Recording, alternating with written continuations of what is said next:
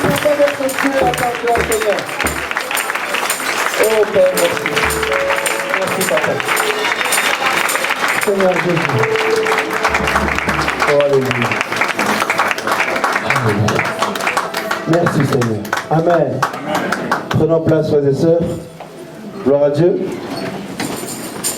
Nous ne pouvons pas commencer partager sans l'élever, le glorifier, parce que nous sommes fous de lui. À part si quelqu'un est sorti du chemin, là ce n'est pas la même chose. Alléluia. Ou quelqu'un qui est combattu au point où il n'a plus de force, lui ne peut pas se réjouir. Mais il y en a aussi, malgré les combats, les épreuves, ils se réjouissent prophétiquement. Ça veut dire, par cet acte-là, ils sont en train de dire à notre papa que, Seigneur, quoi qu'il en soit, je suis victorieux en toi. Et comme devant le peuple d'Israël, les murailles de tes combats, de tes adversités tombent d'elles-mêmes. Alléluia. Notre Dieu est grand et nous voulons recevoir de lui. Pour recevoir de lui, il faut avoir d'abord soif. Il faut désirer d'abord. Dieu ne donne jamais à quelqu'un qui ne désire pas. Alléluia.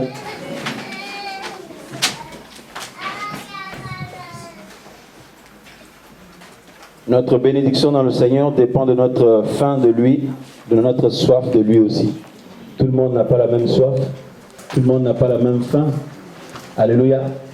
Mais Dieu voudrait que nous puissions avoir faim de lui comme il nous le demande.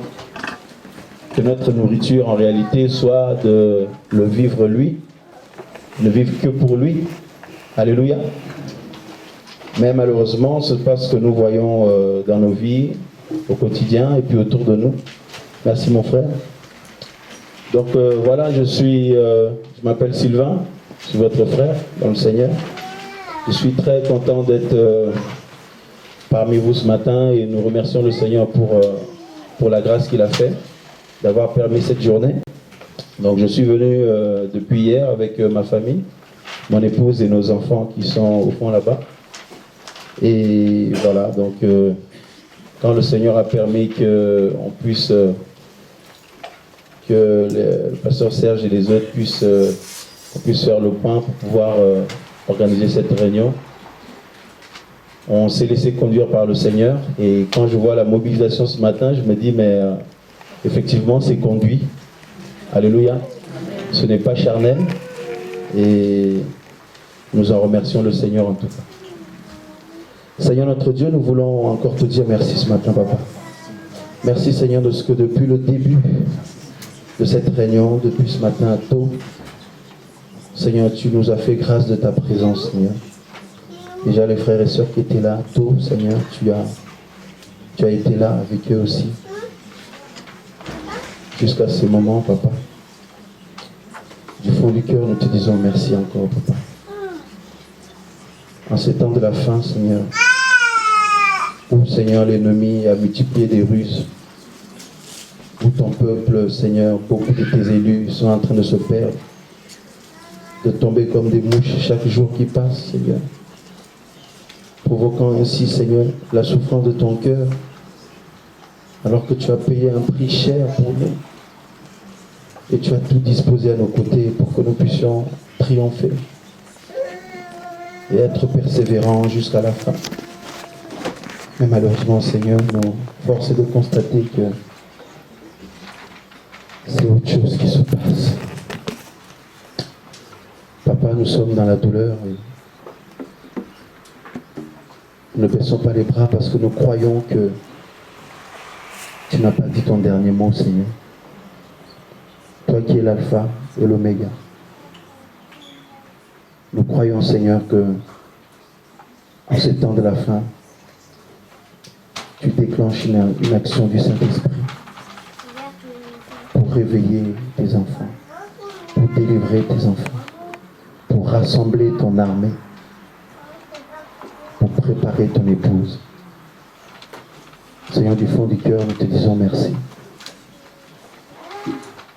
Merci encore aussi, Seigneur, pour ta présence en ce lieu. Que tout ce qui sera dit ici et fait soit, Seigneur, totalement sous la conduite de ton esprit. Et que toute âme en ce lieu soit soumise à ton autorité, Papa. Nous voulons disparaître, Seigneur, que ton esprit prenne la place pour nous parler à tous, pour glorifier le nom de Jésus. Nous te prions ainsi, Seigneur. Amen. Gloire à Dieu, frères et sœurs, on va attaquer directement Luc chapitre 21.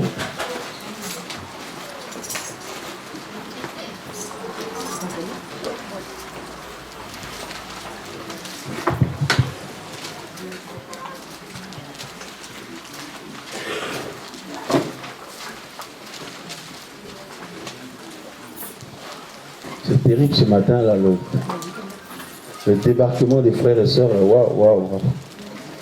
Hein? Dieu est grand. Alléluia. Luc chapitre 21, à partir du verset, on va lire à partir du verset 34 jusqu'au verset 36.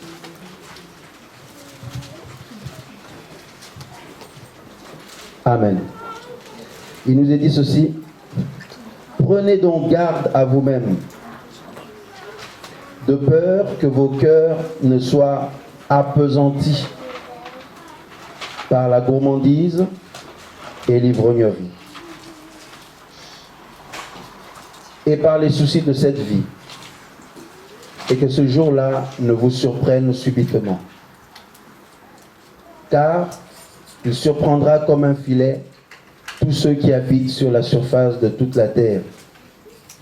Veillez donc et priez en tout temps, afin que vous soyez jugés dignes d'échapper à toutes ces choses qui arriveront,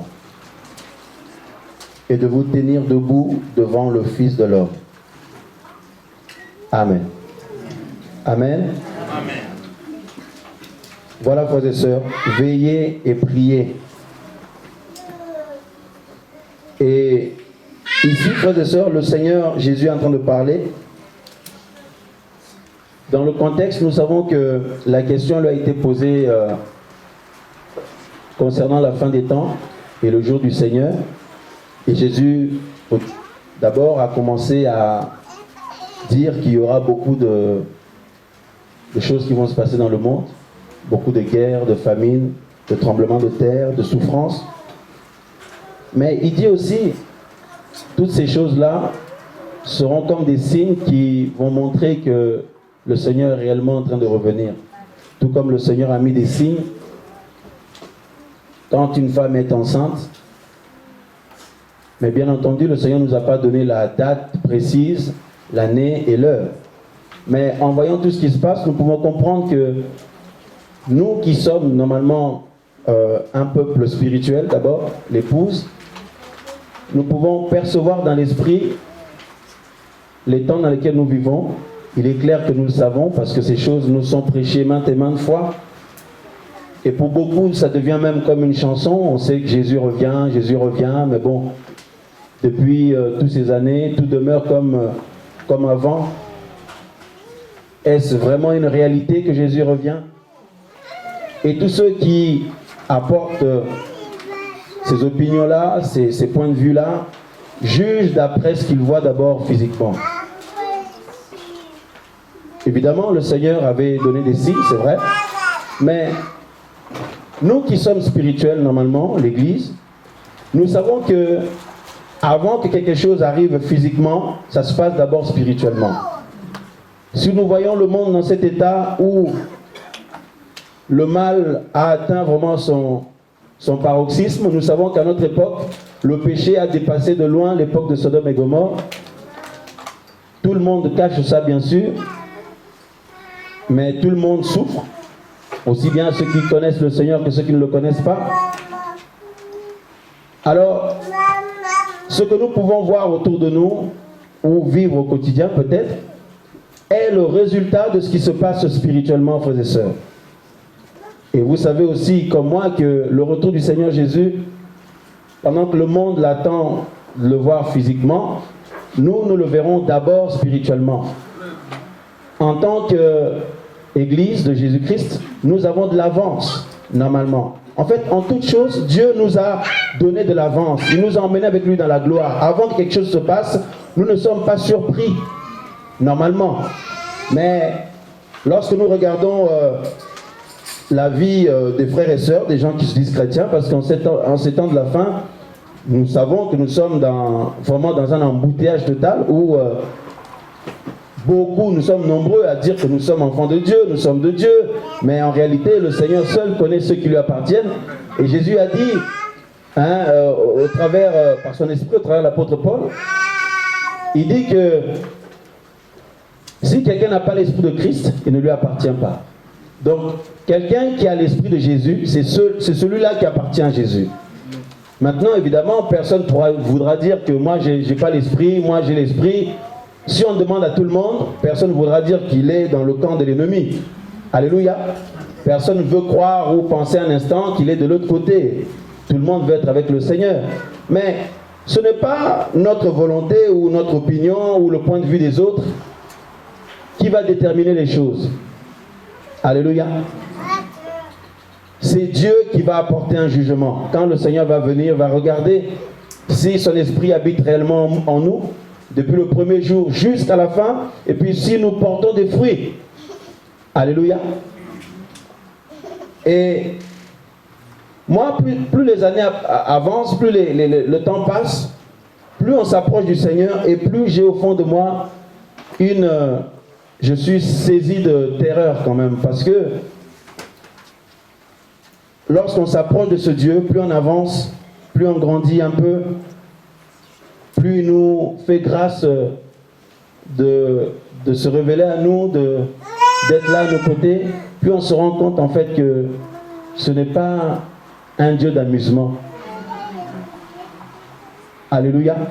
Le Dieu qui frappait les gens avant, dès que quelqu'un péchait, Dieu disait il doit mourir par lapidation. Il doit être expulsé du camp et être lapidé. Lorsqu'un homme péchait, il devait être tué, exécuté, lui, sa femme et ses enfants, même si eux n'avaient rien fait. Et tout ce qui lui appartient. Et par là, Dieu voulait faire disparaître le mal du milieu de son peuple.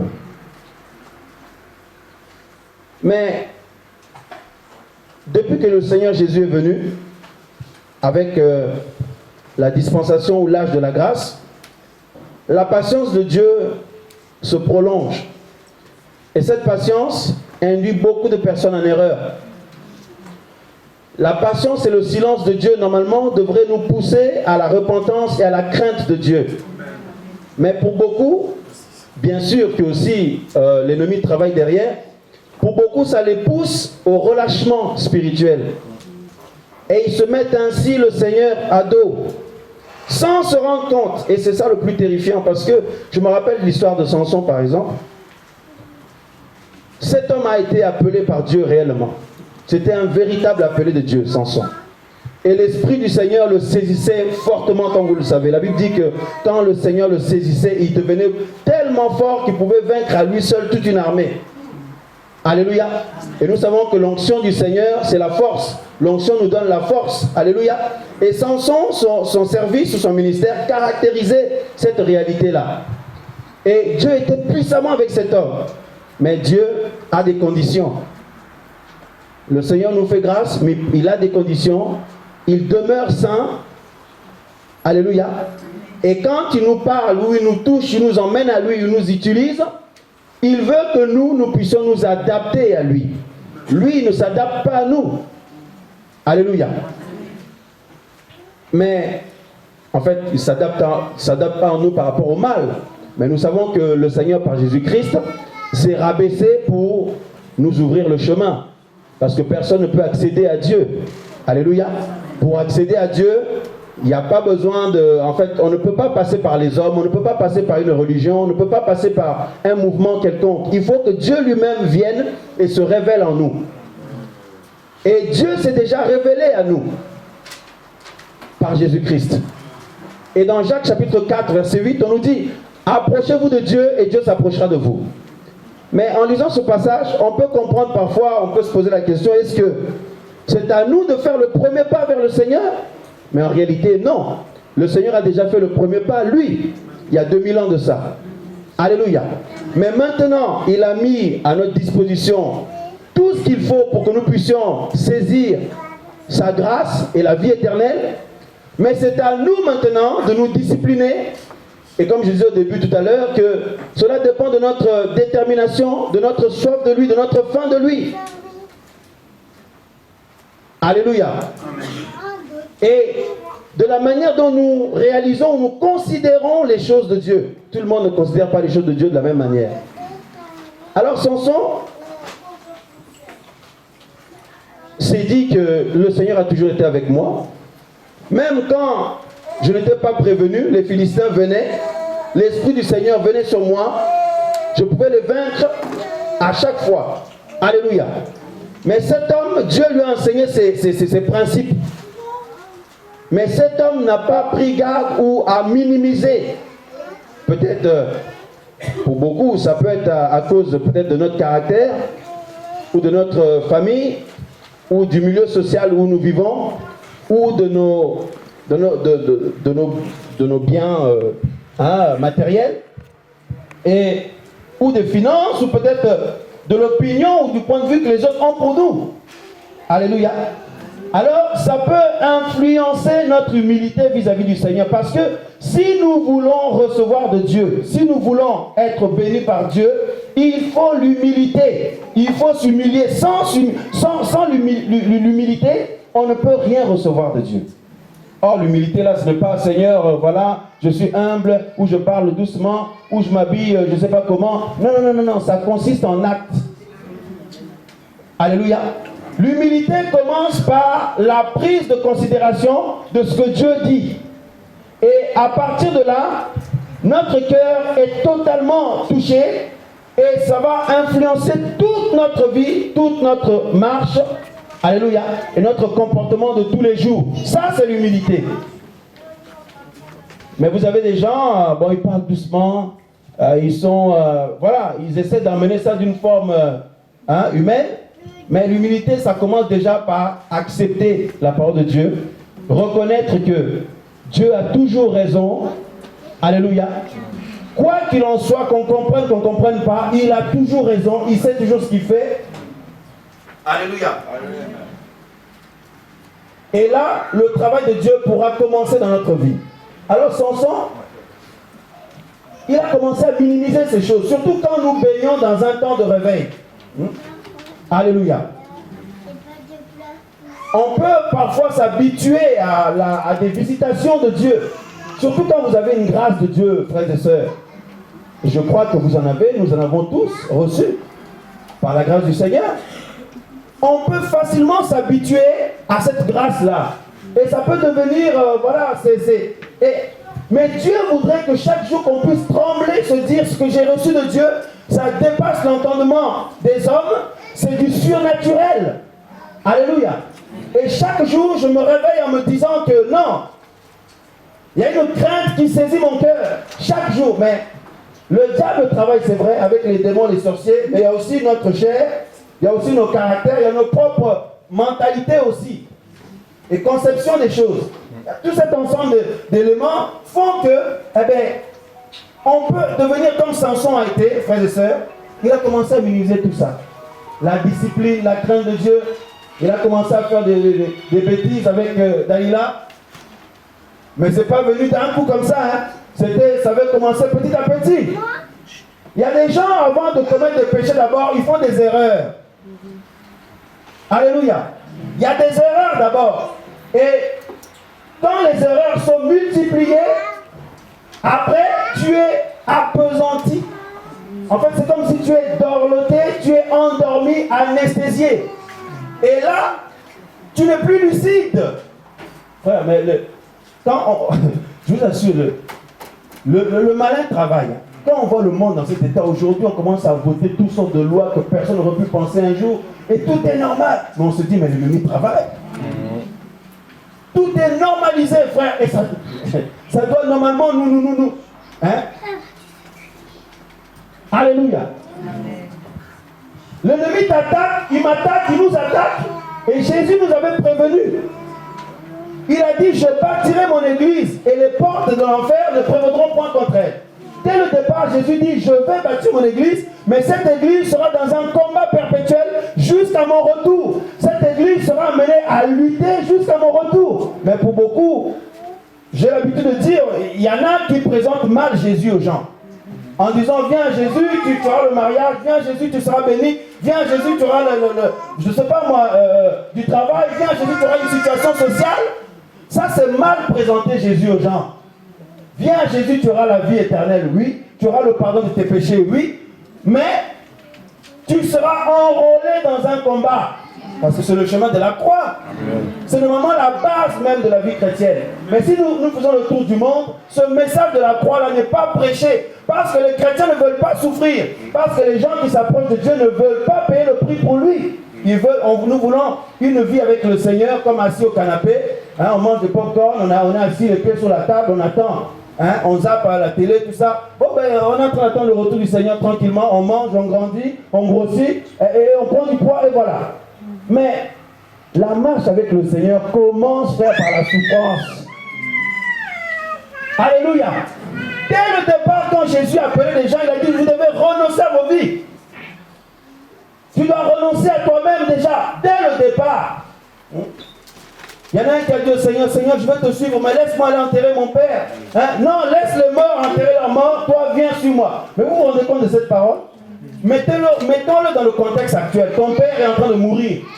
Jésus te dit, laisse les morts enterrer leurs morts, toi viens sur moi. Mais on peut se dire, mais ce Seigneur, ce Jésus, est-ce que c'est vraiment, cet homme vient vraiment de Dieu? On peut même se poser des questions.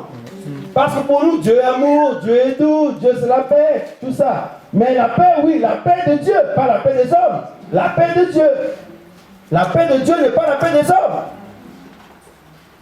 Alléluia. Hein? La vie de Dieu n'est pas la vie des hommes. La vie des hommes, c'est, voilà, on s'arrête à ce qu'on voit, on dit profitons de la vie, je suis jeune, j'ai réussi dans ma vie, etc., etc. Mais la vie de Dieu, c'est pas ça. Alléluia.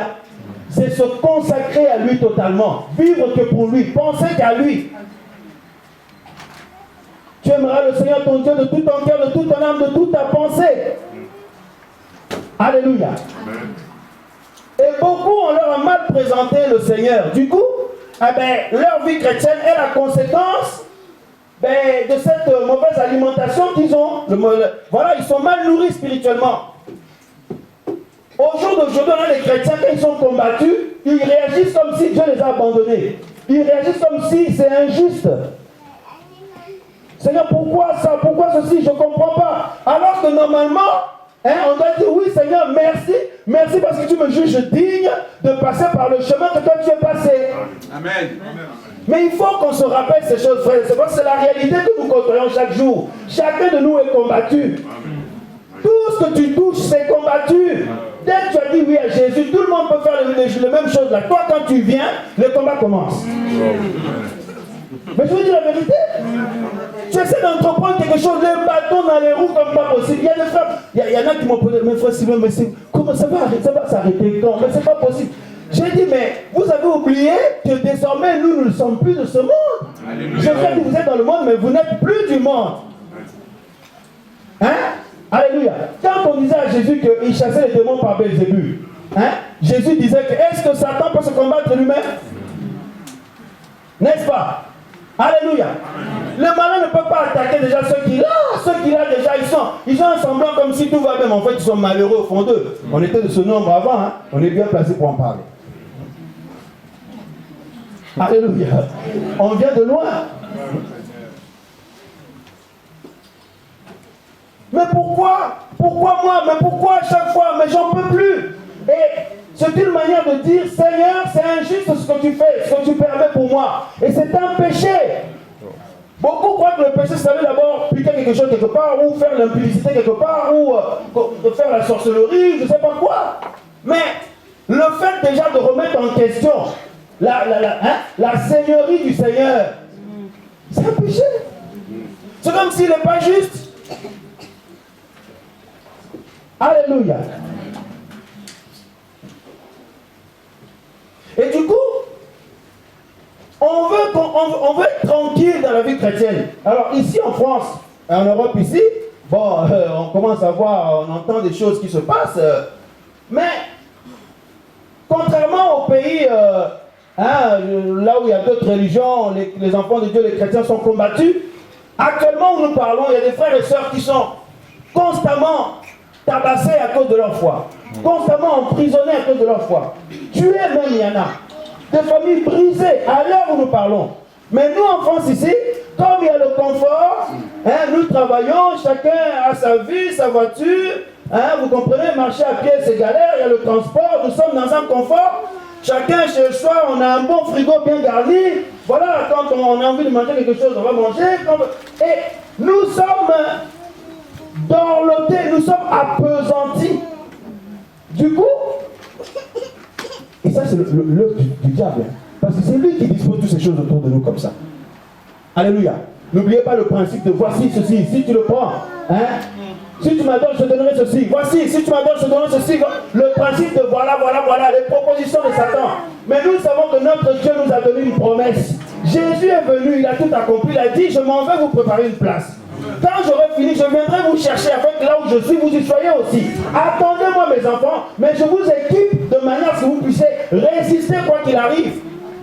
Maintenant, entre-temps, nous sommes actuellement dans cette période d'attente, mais l'ennemi nous propose plein de choses. Quelles sont les choses que l'ennemi t'a proposées et que tu as acceptées? Alléluia. Le péché ou le mal ou une vie qui n'honore pas Dieu, ce n'est pas d'abord, ce n'est pas seulement l'impudicité, le vol, la sorcellerie, le mensonge, tout ça. Une vie qui n'honore pas Dieu, c'est quoi? C'est quand on n'est pas consacré à Dieu, quand nous ne vivons pas pour lui chaque jour. C'est un péché devant lui. Alléluia. Amen. Le péché, c'est quoi? Se faire le contraire de ce que Dieu demande. Le Seigneur dit prier sans cesse. Mais nous, si on regarde, est-ce que c'est le cas dans nos vies? Non. Mais on peut dire, ouais, mais moi, je n'ai jamais menti, moi, je ne vole pas, moi, j'ai arrêté avec l'impudicité, moi, je ne sors pas la nuit, tout ça. Donc, je n'ai rien fait de mal, je n'ai pas péché. Mais Dieu dit, moi, je te demande de prier tous les jours. Pourquoi tu demandes ça? Parce que Dieu a des projets pour chacun de nous. Parce que notre existence, Dieu veut s'en servir pour sauver un maximum de personnes.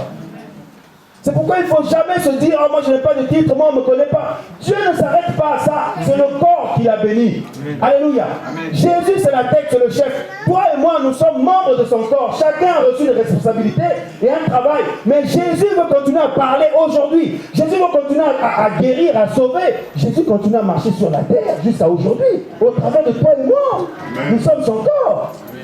C'est nous qui devons passer à l'action. Alléluia. Amen. Mais cette œuvre ne peut plus se faire parce que nous sommes absents au lieu de rendez-vous. Et comme je disais, frères et sœurs, Samson, il a commencé à se relâcher avec, vous comprenez, quand il a rencontré Dalila, oh c'était les câlins, les bisous, voilà. Après il dit, oh la grâce de Dieu est là. Elle se manifestera toute la grâce. Quand Dieu donne, il donne. Parce qu'on sait, la Bible dit, quand Dieu a donné, il ne se répand pas de ses dons. Alléluia. Il y en a qui sont en vacances spirituelles. Oh non, je fais une pause. Je fais une pause parce que ces temps-ci c'est dur. Je fais une pause et après je reviendrai dans le Seigneur. Dans 6 mois, dans 2, 3 mois, dans 1 an. Il y en a qui font des pauses spirituelles. Laissez-moi nous rappeler, mes frères et sœurs. Je ne suis pas venu ici pour dire les choses qu'on a besoin d'entendre. Je suis venu ici pour dire ce que Dieu nous pousse à dire. Pour moi d'abord, premièrement. Parce que c'est bien beau que je parle, mais si moi-même je ne vis pas ça. Alléluia. C'est nous tous. Laissez-moi nous rappeler, mes frères et sœurs, que quand vous entendez quelqu'un faire une pause, quelqu'un faire un break, oh, je vais chercher la face de Dieu. Je vais prendre un temps de prière. Frère, on en a entendu depuis ces années qu'on est dans le Seigneur. Il y en a, quand il se passe des choses parce qu'ils font des dégâts, il y en a aussi, bon, ben, c'est des erreurs, bon, ils sont bien intentionnés, mais voilà. Mais il y en a aussi, c'est leurs ambitions personnelles. Après, quand ça chauffe, ça leur engendre plein d'incompréhension, des soucis. Je vais chercher la face de Dieu. Le groupe de frères et sœurs avec qui ils travaillaient pour servir le Seigneur dans un domaine quelconque, ou l'Assemblée des Saints, surtout avec ce message du retour à la parole que nous avons reçu, qui est censé nous libérer, Mais on s'est rendu compte, on a été en Guyane récemment, là-bas c'est une catastrophe. Les frères et sœurs sont passés d'un extrême à un autre. C'est-à-dire, on sortait du système religieux où on nous a dépouillés, on nous a écrasés. Dieu nous a libérés avec ce message. Maintenant, on ne veut plus entendre parler des assemblées. On ne veut plus entendre parler des réunions chrétiennes. On ne veut plus entendre parler du service du Seigneur, de la mission, de l'œuvre de Dieu. Mais c'est toujours d'actualité, ces choses-là. Dieu nous a libérés et délivrés, normalement, pour que nous puissions le servir convenablement, comme lui veut. Si on parle de fausses assemblées, c'est qu'il y a des vraies assemblées. De faux serviteurs, c'est qu'il y a des vrais serviteurs, ou de faux missionnaires, c'est qu'il y en a des vrais aussi. La réalité des dons spirituels, des grâces de Dieu, tout ça, c'est toujours d'actualité. Alléluia. Alors chacun prend ce qui lui arrange. Nous sommes dans un temps où, je vous assure, frères et sœurs, dans les séminaires que Dieu nous permet de faire, ben nous dénonçons ces choses-là. Chacun, nous sommes dans un temps où les chrétiens, nous sommes comme, vous voyez, nous sommes dans une société de consommation, vous voyez. Et donc, même sur le plan spirituel, même notre vie chrétienne, on se comporte comme ça. Quand quelqu'un lit la Bible, il prend les versets qu'il arrange. Il me lit toujours les psaumes, là où dit « Le Seigneur serait ton berger, il ne t'abandonnera jamais, etc. etc. » Mais les passages où on cible notre vie, où on doit laisser tomber des choses pour le Seigneur, où on doit faire des sacrifices pour lui, non. On sort ça. Alléluia. Et puis il y en a pour méditer et ferme la Bible et puis fort. Voyez? Si c'est un verset qui attaque, ah non.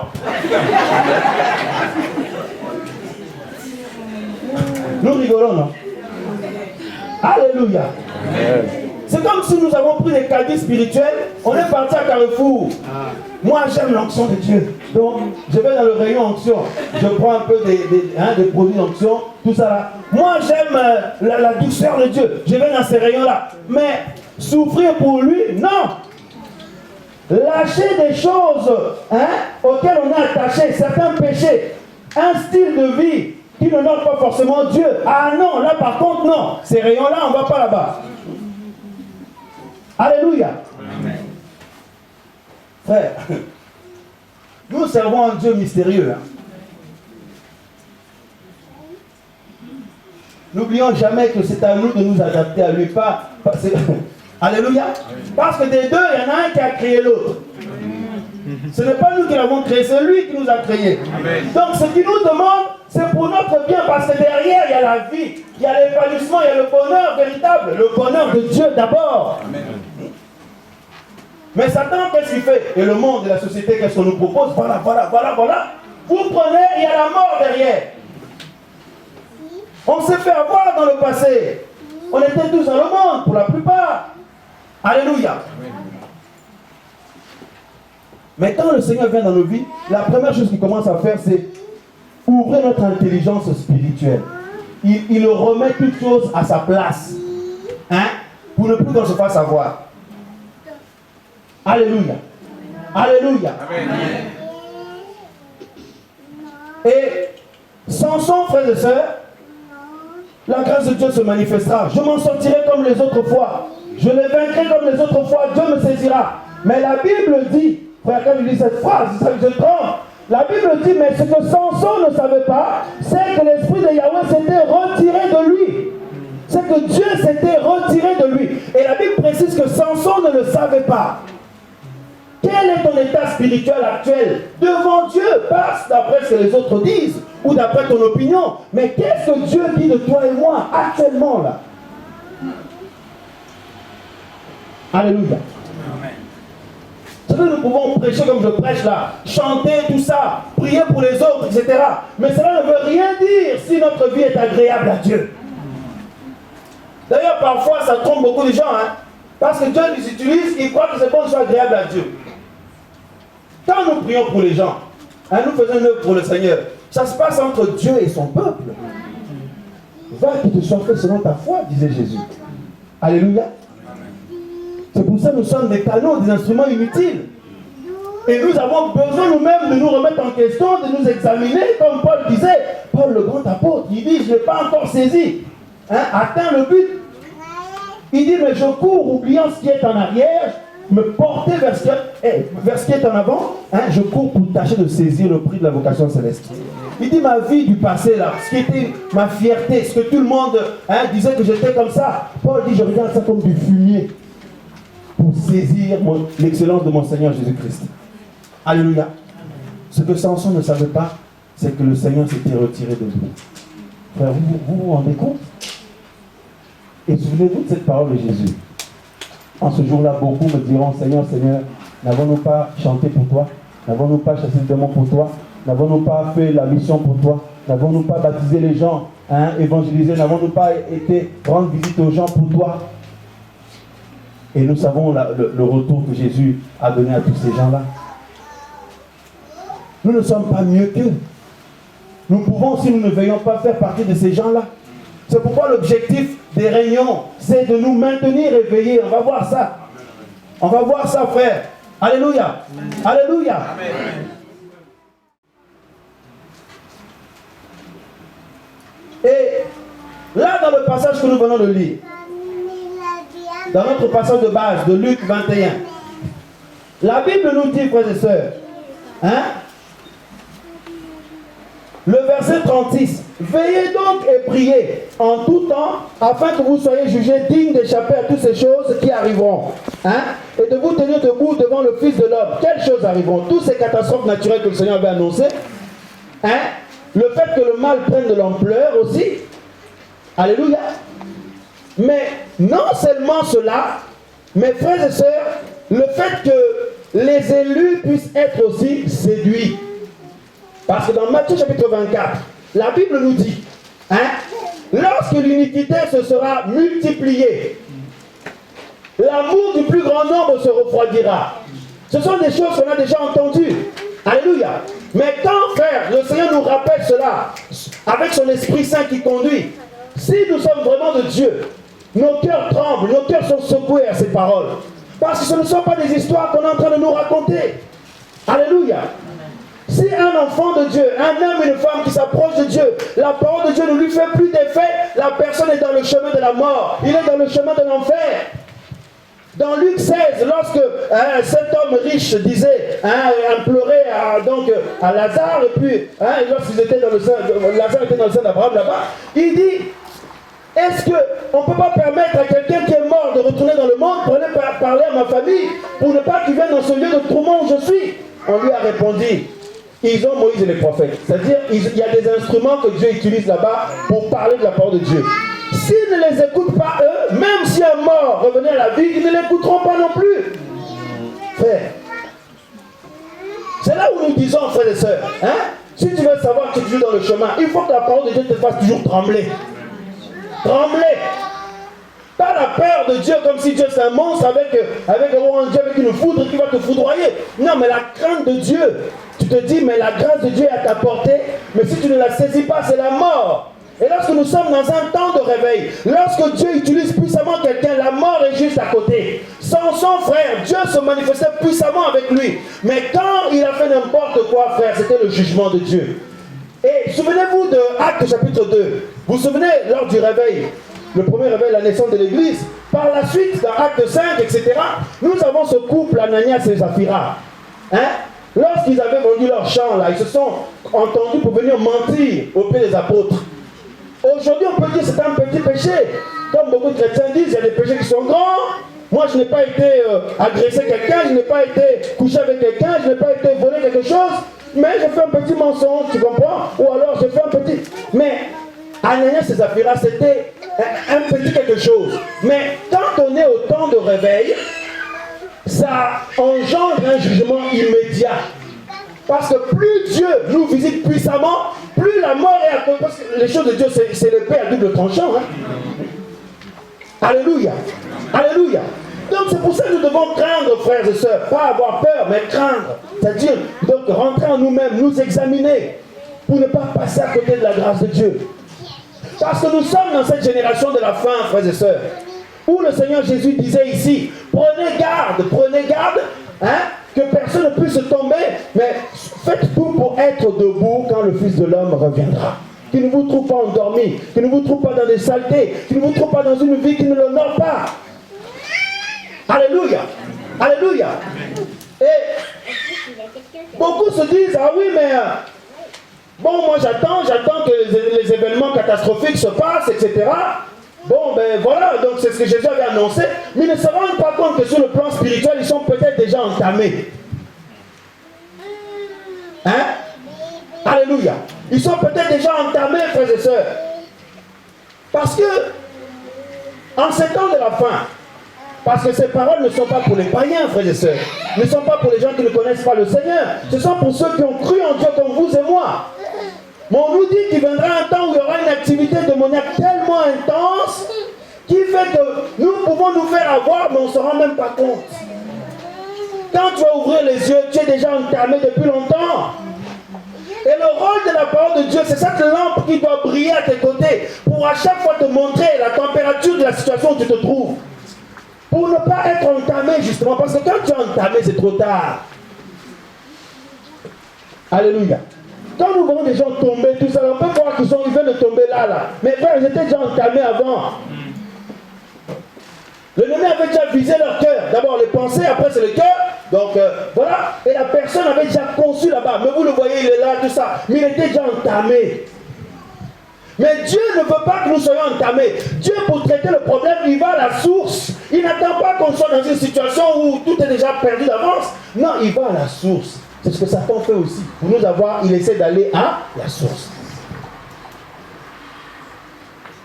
Alléluia. Alléluia. Et on nous dit au verset 34, donc prenez garde à vous-même, de peur que vos cœurs ne soient appesantis. L'apesantissement spirituel, c'est quoi? C'est l'endormissement spirituel. C'est comme si on est envoûté. Vous voyez, nous croyons un grand Dieu, mais on n'y arrive plus. Vous savez où est-ce qu'on voit si tu es vraiment debout ou pas? Ce n'est pas si tu es dans les grandes choses ou pas. C'est comment tu vis les bases. Les bases de la vie chrétienne, c'est quoi? Renonçons à nos vies et donnons nos vies au Seigneur. Obéissons tous les jours au Seigneur. Prions tous les jours. C'est pour ça qu'on nous a dit ici, veillez et priez, parce que sinon, vous allez vous faire avoir comme les autres. Ce qui peut vous permettre de ne pas vous faire avoir, c'est le fait de veiller et prier. Or, la prière est beaucoup négligée dans le milieu chrétien. Surtout ici en France, le temps passe tellement vite. Dans une journée, on a tellement de choses à faire, on est occupé, on n'a pas le temps. Alléluia. On a toujours quelque chose à faire. Bizarrement, par rapport à notre vie, on a tellement de responsabilités et tout. C'est pourquoi je disais dernièrement en New York, je disais que lorsque le Seigneur avait envoyé la manne, frère, sœur, la manne était la providence de Dieu. C'était ce qui venait du ciel, ce qui ne venait pas des hommes. C'était une nourriture spirituelle. Alléluia. Mais Dieu avait disposé les choses de manière à nous enseigner. Cette manne-là, pour pouvoir la prendre, il fallait se lever tôt le matin. Et Dieu avait dit, si quelqu'un prend des portions pour garder pour demain, il dit, bon, moi je vais manger aujourd'hui avec moi, ma famille, et puis on met à côté au frigo, on mangera le partie demain et après-demain. Dieu, la Bible dit, quand les gens venaient pour prendre le reste là, ça avait pourri, il y avait des vers dedans. On ne pouvait plus le manger. Pourquoi c'était anodin? Dieu a fait ça exprès. Parce qu'il nous connaît bien. Il dit que s'il n'avait pas fait ça là, on allait prendre des portions en garde pour toute la semaine. On allait devenir pour des fainéants. Alors Dieu dit chaque matin il fallait se lever tôt. Et si on ne se lève pas tôt, le soleil quand il se levait, il faisait fondre cette manne. Tu veux avoir la provision de Dieu, la providence de Dieu, la manne. Cela dépend de ta violence spirituelle, de ta soif et la faim de Dieu. Alléluia. Amen. C'était pour nous enseigner que Dieu veut que son peuple soit éduqué, discipliné, qu'il ne soit jamais dans le sommeil en fait. Dieu veut que quand il nous réveille, qu'on reste éveillé jusqu'à la fin. Alléluia. Est-ce que vous croyez que Jésus vient te réveiller et puis après il te dit, bon, dors, réveille-toi, voilà, au fur et à mesure jusqu'à son retour. Prenons Ecclésiaste chapitre 9. Oh, j'aime la parole du Seigneur parce qu'il y a la vie de Dieu dedans. Ça nous secoue, ça nous réveille, ça nous interpelle. Ecclésiaste chapitre 9, regardez avec moi mes frères et sœurs, ce que la Bible dit au verset 8. Il est dit ceci. Ecclésiaste 9, 8. Il dit que tes vêtements soient blancs en... Tout le monde sait ce que ça représente, les vêtements. Hein, c'est la vie de sainteté. La robe blanche, la vie de Dieu, la sainteté de Dieu. Qu'il n'y ait pas de taches dans notre robe. Or, Jésus vient chercher une église sans taches ni rides. Alléluia. Que tes vêtements soient blancs en tout temps. Hein, on ne dit pas une semaine sur deux ou un mois sur deux. Non, tout le temps, tous les jours. Alléluia. Et que l'huile ne manque pas sur ta tête. L'onction. Dieu, son but, c'est quoi? C'est que nous étions dans la mort. Quand il nous a visités par Jésus, quiconque entend le message de Jésus, ouvre son cœur, Dieu vient le réveiller. Alléluia. Quand nous avons reçu Jésus, en fait, nous avons été ressuscités par Dieu ou réveillés par Dieu. Hein? Réveille-toi, toi qui dors, relève-toi d'entre les morts, et Christ fera quoi? Il t'éclairera. Dieu est venu nous réveiller. Maintenant, il nous demande de rester éveillés, parce que vous remarquerez que dans Luc 21, la Bible dit quoi? Veillez. Alléluia. Dis à ton voisin, veillez. Veillez. Or, quelqu'un qui dort, il ne peut pas veiller parce qu'il dort. Alléluia. Ce message est adressé à ceux qui ont été réveillés une fois par le Seigneur. Ce n'est pas aux morts que ce message est adressé. Parce que les morts, le message qu'il leur a adressé, c'est voici l'agneau de Dieu qui ôte le péché du monde. Quiconque le reçoit, accepte sa grâce, sera sauvé. Alléluia. Mais quant à ceux qui sont déjà réveillés une fois, ou l'église, c'est autre chose. On ne nous dit pas encore voici l'agneau de Dieu, saisissez-le, comme beaucoup croient. Non, on nous dit veillez, parce que tu as déjà été réveillé une fois. Évidemment, si encore nous sommes tombés dans des choses, tout ça, bon là nous avons besoin que le Seigneur nous réveille à nouveau. Alléluia. Quand on se repent, on demande pardon à Dieu sincèrement, Dieu nous pardonne et là, il nous réveille à nouveau. Mais son but, ce n'est pas de mener une vie chrétienne en dents de scie. On se réveille, on dort, on se réveille, on dort. On tombe, hein? Donc on se réveille, on tombe, on se lève, on tombe, on se lève. Parce que, vous savez, si on fait ça, à un moment donné, je disais au bien-aimé, parce qu'il y a quelqu'un qui m'a posé une question, il m'a dit, mais frère, il y en a qui mènent leur vie à tomber, à se relever, à tomber, à se relever, ils demandent pardon à Dieu, Dieu les pardonne. Mais il y en a d'autres, ils sont fidèles depuis le début. Mais quelque part, c'est injuste. Eux, ils souffrent, tout ça là. Et puis, voilà, est-ce que Dieu est pareil avec tout le monde? J'ai dit, mais c'est mon frère, ce que tu ne sais pas, c'est que les gens qui tombent, qui se relèvent, qui tombent, qui se relèvent là, hein, en fait, qui jouent avec la grâce de Dieu. Ce qui se passe, c'est quoi? Parce que quand on tombe comme ça, vous croyez quoi? Hein? Vous croyez que Satan, tu tombes et puis il est tranquille et il reste dans son coin? Mais il rentre tout de suite. Ça, la Bible dit, ne donnez pas accès à l'ennemi. On tombe comme ça, l'ennemi vient, où il envoie ses démons. Tu te repens, Dieu te pardonne. Mais il y a les conséquences. Mais aussi, les conséquences, c'est que ta vie de sainteté, où tu devenais forte ou fort, mais tu deviens à nouveau affaibli. En fait, tu réveilles en toi des mauvaises choses d'autrefois. Maintenant, tu vas devoir lutter déjà avec les attaques que tu as, plus tout ce que tu as réveillé en toi là. Alléluia. Donc, ça va devenir encore plus dur pour toi. Parce que quand le Seigneur nous touche, il nous sort du péché. Maintenant, c'est lui qui nous porte. C'est pourquoi normalement la sanctification ou la marche de la vie avec le Seigneur, ce n'est pas difficile. Comme beaucoup disent c'est dur, mais c'est pas dur. Si on dit c'est dur, ça veut dire c'est nous qui faisons ça. C'est pour ça que c'est dur. Mais quand c'est Dieu qui fait, on a le sentiment d'être porté en fait. Tu as l'impression qu'une main invisible te porte. Pendant que les autres galèrent, oh Dieu, c'est dur, tout ça. Mais moi je suis léger. Je suis transporté, je vole. Mais nous sommes comme des vents, la Bible dit. Ceux qui ont l'esprit, mais tu ne peux pas les saisir. Ils sont conduits par le Seigneur de vague en vague, de dimension en dimension. Amen. Alléluia. Amen. Oh non, c'est dur, c'est dur. Mais es-tu en train de suivre le Seigneur comme lui demande ou selon toi? Parce qu'il y a des gens qui sont dans la vie chrétienne selon leur point de vue à eux. Alors, mais moi, je ne vois pas les choses comme ça. Moi, l'esprit m'a rien dit. Même si la parole est claire, moi, je n'ai pas reçu, j'ai rien reçu. Alléluia. Amen. Et en tombant, en se relevant comme ça, qu'est-ce qui se passe? Eh bien, ça réveille, parce que vous savez, l'homme, hein, l'être humain que nous sommes, il y a un côté animal. Pour ça, Paul parle de ça. Paul dit, il parle de l'homme spirituel, charnel et animal. Toi et moi, nous sommes des êtres humains. En toi, il y a un côté animal dans ton corps. C'est pour ça que Dieu, vous verrez ce corps que nous avons là. Le Seigneur n'a pas prévu de l'améliorer un petit peu, lors de la rédemption totale. Dieu n'a pas prévu de... Si vous savez, à la conversion, notre esprit est déjà sauvé, comme vous le savez. Alléluia. Mais le programme de rédemption de Dieu n'est pas encore achevé. Le programme, parce que Dieu a prévu tout un programme. Je vous assure. Il sauve d'abord notre esprit. Et dans notre esprit, il met la vie de Dieu, ce que la Bible appelle le nouvel homme. Et notre esprit est rempli du Saint-Esprit. C'est un esprit nouveau, l'homme intérieur.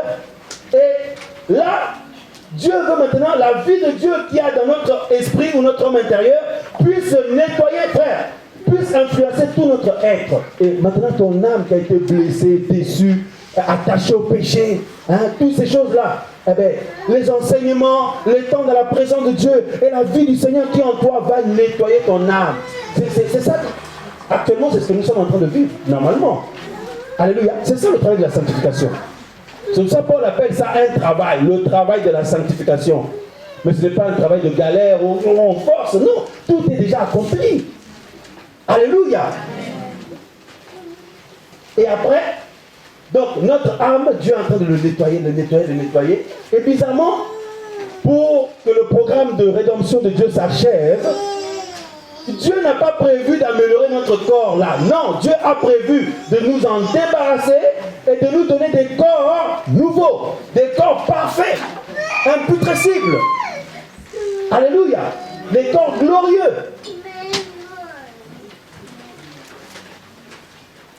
Pourquoi à votre avis? Parce que Dieu sait que notre corps est déjà pourri, est déjà pollué par le mal, par le péché. Et Dieu sait aussi qu'il y a un côté animal dans ce corps-là. Depuis le jour où Adam et Ève sont tombés dans le péché, Satan a profité pour injecter un venin que personne n'a vu, à part Dieu. Alléluia. Parce que Dieu voit tout. Satan croyait qu'il allait dribbler Dieu, mais Dieu avait vu ça. C'est pourquoi quand le Seigneur a envoyé le Seigneur Jésus, quand Jésus est venu, Dieu nous a donné une rédemption parfaite. Alléluia. Et il nous a prévu un corps glorieux. Parce que Dieu avait vu ce venin-là. Il sait que ce corps-là, il ne pouvait pas l'améliorer. Il sait, le Seigneur. Donc l'ennemi a introduit dans la race humaine un venin. Ce qui fait que dès qu'un enfant vient au monde, comme vous pouvez le voir, comme moi, l'enfant fait la première chose que l'enfant fait, c'est des bêtises. Qui lui a appris à faire des bêtises? Quand est-ce que cet enfant a appris à faire des bêtises? Et les parents travaillent pour lui apprendre les bonnes choses. Mais pourquoi pas l'inverse? Parce qu'il y a un venin qui est là. Alléluia. Alléluia. Amen. Et ce venin-là, Paul appelle ça la puissance de péché qui agit dans nos membres. Mais si nous ne comprenons pas le miracle que Dieu nous a donné en Christ, on va subir cette puissance-là, même si tu es sincère avec Dieu. D'ailleurs, c'est quand on est le plus souvent sincère que cette puissance agit encore plus. Parce que tu remarqueras que quand tu prends des bonnes résolutions avec ton Dieu, même là, Dieu nous parle, nous sommes touchés, tout ça là, alors on prend des bonnes résolutions, tout ça. Aujourd'hui même, cette puissance se met en action et ton corps te réclame encore pire que les péchés d'autrefois. Alléluia. Amen. Mais on n'en parle pas, vous comprenez, parce que c'est honteux quoi. Il y en a qui tombent dans des choses bizarres, mais c'est caché. Mais t'inquiète pas, Dieu a vu. Oh Père, merci parce que tu es patient avec nous. La patience de Dieu, c'est notre force. Il ne faut pas que ça nous induise en erreur, on commence à jouer avec lui. Non, le silence de Dieu, frère, quand tu es trop silencieux dans ta vie, dis-toi, frère, pose-toi des bonnes questions. Il y en a qui disent, oh non, mais j'ai fait des choses, je suis tombé, j'ai fait des trucs, mais bon, mais la grâce est toujours là, je chante toujours bien, je prêche toujours bien, quand je prie, Dieu agit toujours. Alléluia. Et l'ennemi le voit. Chaque fois que quelqu'un tombe, l'ennemi le voit. Tu tombes, tu te relèves. Hein? Dieu te pardonne, oui, mais tu es voilé.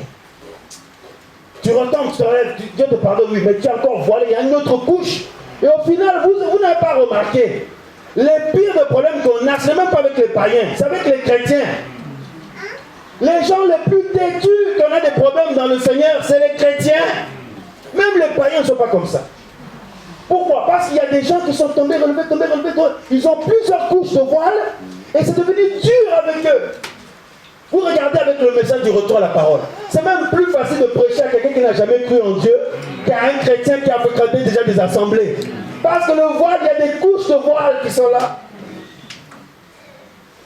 Alléluia. Amen. Vous pouvez dire de belles choses, lui prouver tout dans la Bible, faire des gestes, tout ça. Mais frère, ça ne va pas changer, ça ne va pas enlever ce voile. Alléluia. Il faut que le cœur s'ouvre. Et là, c'est à chacun d'ouvrir son cœur. Parce que nous pouvons prêcher, aider tout le monde, etc. Mais nous n'avons pas accès au cœur des autres. Toi seul peux ouvrir ton cœur. Alléluia. Alléluia. La pire des jalousies, ce n'est même pas dans le monde, c'est chez les chrétiens. Le chrétien est capable de dire à son frère, bonjour mon frère, 2 secondes après, lui là, il est même prêt à le tuer avec la langue, à l'empoisonner même. Bonjour ma soeur, ça va, oui, par la grâce de Dieu, les belles frères, par la grâce de Dieu toujours. Et on peut dire aussi, ça va. Alléluia. Oui, par la grâce de Dieu qui est mort à la croix pour moi, ça va. Ils ont de longues phrases comme ça pour nous montrer qu'ils sont spirituels. Alléluia. Soyons simples. La pire des jalousies, c'est chez nous les chrétiens. La pire des impudicités. Est-ce que vous n'avez pas entendu les histoires des pasteurs là? Même les païens ne sont pas dans cette dimension. Il y a des païens qui sortent, qui ont des petites copines, mais qui sont, il est avec ses petites copines, il reste comme ça, il est calme. Mais nos bishops là, nos pasteurs là, nos chanteurs là, dans le Seigneur, nos chanteurs, nos frères qui prophétisent, nos sœurs là, prophétesses. Dieu me dit, à chaque fois Dieu, j'ai reçu, mais c'est jamais pour soi-même, c'est toujours pour l'autre. Dieu me dit pour toi, j'ai reçu pour toi, mais quand est-ce que je vais recevoir pour moi? Parce que la première personne que Dieu veut sauver, c'est moi d'abord. Alléluia. Mais l'impudicité dans les coulisses là, le mauvais caractère dans les coulisses, le caractère. Oh, moi. Le seul caractère que Dieu veut voir, c'est le caractère de Christ. Le plus c'est qu'on meurt. Mais on ne veut pas mourir parce que ça fait mal. Alléluia. Oh, chez nous là-bas, moi je suis de tel pays, moi je suis de telle famille, chez nous là-bas. Mais quand est-ce que tu vas dire chez moi là-bas au ciel? Mon papa veut ceci, cela. Mais nous sommes là, moi je suis Camerounais, moi je suis Congolais, moi je suis originaire des îles, moi je suis Français. Et ces choses viennent influencer notre marche chrétienne. Et ça nous cause des difficultés terribles. Ce n'est même pas que Dieu ne veut pas nous aider, c'est nous, on ne veut pas se laisser aider. Alléluia. Alléluia, frères et sœurs. L'impudicité dans les coulisses. Regardez ce que les pasteurs font. Hein? On a regardé tout le témoignage là. Hein? C'est même un païen, même. C'est pas possible. C'est que ça devient comme des animaux, quoi. Mais oui, c'est parce qu'ils tombent, parce qu'ils font ça dans les coulisses. Ils ont fait une première fois. Je te tiens, la grâce de Dieu est toujours là. Ils font encore. Hein? Avant d'arriver à ce niveau-là, ils étaient déjà dans des choses, je vous assure. C'est pour ça que Dieu, s'il t'aime vraiment, si tu es vraiment de lui, il ne va pas attendre que tu sois dans des choses bizarres. Dès que ça veut commencer là, il t'interpelle. Les hommes et les femmes d'esprit ont de l'avance. Le monde attend de voir Jésus physiquement, mais nous le verrons avant tout le monde. La Bible dit au son de la trompette, nous allons le voir spirituellement, nous allons partir à l'enlèvement. Pendant que le monde dit, il est où Jésus? Mais nous l'avons déjà vu. Si tu es vraiment un homme, une femme d'esprit, avant d'être dans un truc grossier, parce qu'on entend des scandales là, c'est que Dieu a patienté dans les coulisses depuis longtemps. Dieu patiente, frère. La patience de Dieu parfois c'est terrible. Dieu peut patienter 5 ans, 2 ans, 10 ans. Il te voit dans ces choses-là, mais il te laisse comme ça. Mais il te laisse pas tranquille, il t'interpelle. Mais à un moment donné, tu es comme mort. Tes yeux sont fermés, quoi. Tu vois? Alléluia. Le péché, c'est très mauvais pour nous. Il y a le péché, mais il y a aussi le mauvais caractère. Parce qu'il y en a qui ont abandonné le péché de manière grossière, mais le caractère, là, ils ne veulent pas abandonner ça. C'est tout autant dangereux que le péché. Parce que le caractère, c'est même pire. Ce sont des forteresses. Quelqu'un qui est possédé par des esprits impurs, on vient, on chasse ces esprits impurs là. Au nom de Jésus, ces esprits sont chassés, n'est-ce pas? Mais quelqu'un qui a un caractère forgé depuis des années, ce sont des forteresses. On ne peut pas les chasser au nom de Jésus parce que ce sont des habitudes de vie que tu as pris depuis des années. La preuve, les mêmes choses, toi-même tu es dedans, mais tu reproches ça aux autres. Tu ne te rends même pas compte que tu es dedans. Parce que tu es habitué à vivre ça depuis des années. Frère, et là, ce sont des forteresses qu'il faut un miracle de Dieu pour sortir de là. C'est pour ça que vous remarquerez, Paul vient, il dit, hein, prenez toutes les armes de Dieu pour renverser les forteresses. Et c'est quoi ces forteresses-là? C'est les forteresses des raisonnements, des pensées, des cultures, des caractères. Il dit, nous renversons les pensées qui s'élèvent, tous les hauteurs qui s'élèvent. Nous les renversons au nom de Jésus. Mais comment? Avec la parole de Dieu. Mais si cette parole ne nous fait plus d'effet, nous sommes dans le chemin de la mort, nous sommes en danger. Vous avez des gens, frères, sœurs, hein, au niveau des péchés, sont laissés les choses, mais les caractères sont là. La culture, leur fierté personnelle, familiale, hein, culturelle, tout ça, leur pays d'origine, etc., frère. Et ça, c'est encore pire parce qu'on ne peut pas chasser ça. Et personne ne peut te changer ça aussi. C'est à toi-même c'est quand tu ton cœur que ça part. Alléluia. Parce que, pourquoi la pire de toutes ces méchancetés, de toutes ces horreurs, c'est chez les chrétiens? Parce que le principe de ce que la Bible nous dit, lorsqu'un esprit impur sort, alléluia, il s'en va dans les deux arrêts. Si la personne ouvre encore des portes, ça revient avec 7 fois plus. Donc, c'est ce phénomène-là qui se passe. Mais évidemment, si vous parlez avec ces gens-là, ils ne vont pas dire ça, hein, parce que tout le monde dit qu'il est bien. Alléluia. Alléluia. C'est pourquoi, le jour où le Seigneur va revenir, le jour du Seigneur, il va avoir des surprises terribles. C'est pour ça que Jésus disait ça. Beaucoup vont dire, on a fait des choses pour toi. Et même des gens qui disent, ah mais ce frère-là, cette soeur-là, moi qui croyais qu'il était dans le Seigneur. Je ne savais pas qu'il y avait des trucs dans les coulisses. Alléluia. Mais Dieu ne veut pas qu'il y ait des trucs dans les coulisses. C'est pourquoi le Seigneur commence dès la base là. Hein? Alléluia. Alléluia. C'est pourquoi Jésus dit, veillez et priez. Parce qu'il y a une activité démoniaque sans précédent qui fait que nous sommes, il y a une forte tentation. Il y a une forte tentation, même si tu es marié, mais la tentation est là quand même. Tentation, séduction, ça attaque aussi bien les célibataires que les mariés, peu importe tout le monde. Que tu sois chantre, prophète du Seigneur, prophétesse, ça attaque tout le monde. Alléluia. Alors, pour pouvoir veiller, il faut déjà avoir été réveillé une fois. Donc si toi tu es encore dans la mort, réveille-toi donc. Hein? Se réveiller, ce n'est pas difficile. Dès aujourd'hui, tu parles à ton Seigneur. Tu reconnais tes fautes. Je reconnais mes fautes. Mais je lui demande pardon. J'ouvre mon cœur pour recevoir sa grâce. Cela peut m'être accordé dès aujourd'hui. Alléluia. Une fois que c'est fait, maintenant nous sommes appelés à veiller. En fait, Dieu veut que nos vêtements soient blancs en tout temps. C'est-à-dire qu'il y ait la sainteté toujours. Et qu'il ne manque pas d'huile sur notre tête. C'est-à-dire qu'il y ait la présence de Dieu. Pourquoi? Parce que Dieu veut continuer à sauver. Dieu veut continuer à guérir, à toucher, à restaurer. Alléluia. Au travers de nous. En fait, Dieu veut que toi et moi, nous puissions constituer des points de contact avec le ciel. Partout où tu vas, le royaume de Dieu se déplace avec toi et moi. Ta vie constitue un point de contact avec le Seigneur directement.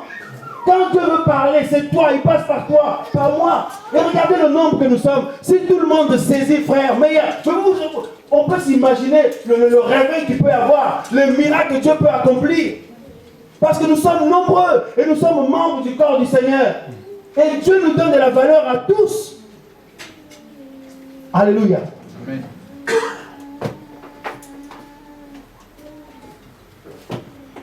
Si on commence à comprendre ça, frères et sœurs, que ce n'est pas d'abord ce que les gens attendent, ce que les autres peuvent voir qui compte d'abord.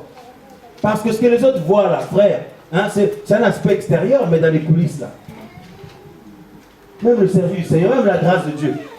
Il y a deux aspects. Il y a l'aspect extérieur, mais il y a l'aspect aussi caché là-bas. Alléluia. Dieu veut que la vie soit déjà dans les coulisses là, d'abord. Et dans Apocalypse 3, le Seigneur fait des reproches à l'église d'Éphèse. Cette église-là servait le Seigneur. C'était des hommes et des femmes qui étaient debout pour lui. Ils évangélisaient, ils allaient voir les malheureux, ils priaient. Alléluia, ils faisaient l'œil. Mais Jésus dit, j'ai quelque chose contre vous. J'ai quelque chose contre toi. Quelle est cette chose-là? Tu as abandonné ton premier amour, ta première charité. Donc ça, pour les hommes, c'est peut-être pas grave, mais pour Dieu, c'est très très grave. Et Dieu dit, répands-toi, parce que tu n'es plus, en fait, dans l'intimité là. Tu as déserté ma présence dans l'intimité. Et Dieu dit, répands-toi. Et pratique tes premières œuvres. C'est quoi ces premières œuvres là, frères et sœurs? Mais c'est le fait d'être d'abord moi-même une vraie brebis du Seigneur. Chaque jour qui passe, je dis à mon papa que je l'aime. Je le remercie de tout ce qu'il fait dans ma vie. Alléluia. J'apprends à lui obéir, à laisser son esprit me conduire avant de vouloir faire des grandes choses que les autres vont voir. Je suis d'abord moi-même une vraie brebis du Seigneur, un vrai disciple. C'est ça que Dieu veut d'abord, parce que c'est nous d'abord qui veut sauver.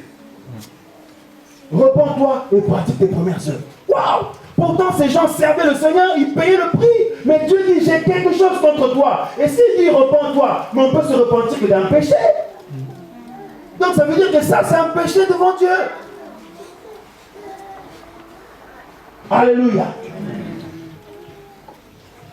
Combien de temps accordes-tu à ton Seigneur chaque jour? Es-tu de ceux qui veulent prouver quelque chose aux autres? Ou d'abord au Seigneur, toucher le cœur du Seigneur? Suis-je de ceux qui veulent montrer aux autres, mais en fait, en réalité, il n'y a rien, c'est creux?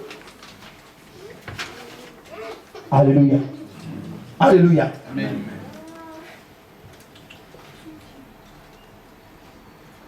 Frères, beaucoup d'enfants de Dieu ne prient plus. La prière les ennuie. Je vous assure, si on dit on va prier avec tout le monde, on est là, oh, alléluia, on prie, pour montrer qu'on prie bien, on prie pendant longtemps et tout. Mais personnellement, combien de temps tu pries? Combien de temps tu prends avec ton Dieu chaque jour, personnellement? Parce qu'on est tous ensemble, c'est pas pareil, alléluia. On chante, on prophétise, tout ça, alléluia, merci Seigneur. Mais personnellement, quelle est ma consécration? Quel est mon niveau, mon degré de consécration à mon Dieu? C'est ça que le Seigneur demande. Il reproche à cette église-là, il dit, tu as perdu cette chose-là. Réponds-toi et retrouve ça, parce que c'est important pour moi. Alléluia. Quand quelqu'un perd ça, après quelque temps, on commence à entendre des scandales, des choses bizarres, etc. Parce que quand la présence de Dieu n'est plus là, quand tu ne vis plus les bases là, le premier amour, l'intimité avec le Seigneur là, c'est l'ennemi qui vient maintenant remplacer, et puis il vient maintenant abuser de toi, te faire n'importe quoi. Alléluia. C'est pourquoi on nous dit ici, veillez, priez, parce que ces temps-là seront difficiles. Parce que la Bible dit que beaucoup seront dans l'apesantissement spirituel par rapport à la nourriture, les soucis de la vie. Vous voyez, au verset 34, là, on nous dit, prenez donc garde à vous-même de peur que vos cœurs soient appesantis par la gourmandise, l'ivrognerie et par les soucis de la vie. L'apesantissement, comme je vous disais, c'est comme tu es endormi. Tu es endormi, tu ne peux plus rien. Le diable, vous savez ce qu'il veut? Tu crois en Dieu, il va te laisser tranquille avec ça. Tu sais que le Seigneur est vivant, il te laisse tranquille avec ça. Mais par contre, il t'isole dans un coin, il te bloque. Tu ne vis plus le Seigneur. C'est ça qu'il veut. Alléluia. Tu gardes la notion que Dieu existe. Pour ça, la Bible dit, les démons aussi croient ça. Et ils tremblent. L'ennemi veut nous emmener à ce niveau-là. Il te laisse croire en Dieu, connaître les versets bibliques et tout. Mais il te bloque dans un coin, tu ne vis plus le Seigneur. Il te rend inopérant spirituellement. Inoffensif. Tu commences à subir. Chaque jour qui passe, tu subis. Alléluia. Alléluia. Et la Bible dit, les choses que le diable utilise, c'est pas compliqué. Il envoie les démons, il envoie les sorciers, tout ça, ça on le sait. Mais les sorciers, tu les as vus physiquement? Les démons, tu les as vus physiquement? Non. Mais leur travail se voit comment? Eh bien, par tout ce qui nous entoure là. Les soucis de la vie. Les soucis de la vie. Vous avez des gens, quand le Seigneur les a touchés, Ils étaient donc toute leur vie c'était le Seigneur. Mais quand ils attendent de se marier, ça fait longtemps. Hein? Leur foi commence à prendre un coup. Lorsqu'ils sont mariés, ils attendent l'enfant, ça fait longtemps. Leur foi prend un coup. Il a des diplômes, mais il ne trouve pas du travail, sa foi prend un coup. Au niveau finance ou maison, c'est un peu compliqué, sa foi prend un coup. Alléluia. Et c'est ça que l'ennemi utilise pour nous atteindre. C'est pour ça que vous remarquerez même les bases, là, Matthieu 6, la Bible dit quoi? Ne vous inquiétez pas pour vos affaires de la vie de tous les jours. Il dit cherchez d'abord la justice et le royaume de Dieu. Mais ces choses-là, Dieu sait que vous en avez besoin et il pourvoira pour vous. Il dit ces choses-là, ce sont les païens qui s'en inquiètent. Donc vous imaginez, je disais une fois ailleurs, je disais à mes frères et sœurs que Dieu nous amène dans une dimension telle que les besoins de la vie de tous les jours, nous on n'a même pas besoin de demander ça à Dieu. Quand on va auprès du Seigneur, il ne faut pas déranger avec des bêtises pareilles. Il faut dire Seigneur, mais tu es merveilleux, tu es grand papa, merci de m'avoir touché. Je veux que ma vie représente Jésus-Christ. Oh Seigneur, donne-moi, et encore, donne-moi. Mais ça c'est la bassesse. Jésus t'a emmené toi et moi dans une autre dimension. Amen. Il nous a élevés avec lui dans la gloire. C'est-à-dire toi et moi, pour avoir les choses de la vie de tous les jours, tu n'as même pas besoin de prier pour ça, même pas jeûner pour ça. Tu penses à ça seulement et Dieu commence à agir. Amen. Alléluia. Ouais. Nous vivons les choses que nous vivons. Personnellement, je le vis dans ma vie. Pourquoi je témoigne aussi? Parce que Dieu nous apprend, nous sommes tous des enfants de Dieu, non? Dieu nous apprend, ça s'apprend. Je le vis avec mon épouse qui est là, on le vit. Il y a des choses, on ne prie même pas pour ça. On pense à ça seulement. Frère, mais on se concentre dans le service du Seigneur. On se concentre à se sanctifier, à être un temple pur et saint pour notre Dieu. On se concentre à l'aimer de tout notre cœur. Frère, il y a des choses que tu penses seulement. Et ça arrive, ça s'accomplit. Waouh, mais tu dis, mais je ne vais pas prier pour ça. Mais comment ça se fait? Mais Dieu sait qu'on en a besoin. Et c'est écrit. Maintenant, oubliez cette parole. Et les bishops, les faux serviteurs, c'est voleurs spirituels. C'est bon. Donc, tous ces mercenaires que la Bible dit. Eux, ils viennent justement, ils disent, viens à Dieu et tu auras les choses de la vie de tous les jours. C'est un faux évangile, ça. C'est un évangile trop bas. Mais pourtant, ça fait beaucoup de clients. Pourquoi? Parce que nous sommes en galère des choses de la vie de tous les jours. Tout simplement parce que nous ne connaissons pas notre identité. Et on vient, on fait le front du prophète, on fait les jeûnes, je ne sais pas quoi, on donne l'argent au pasteur, il nous donne une potion, un petit bout, un truc là. Il faut faire des gestes avec chez nous, faire des mouvements bizarres, des rituels bizarres pour réussir dans la vie de tous les jours. Alors que Jésus nous a emmenés dans la gloire. Il dit, ces choses-là, ce sont les païens qui galèrent, qui souffrent pour ça.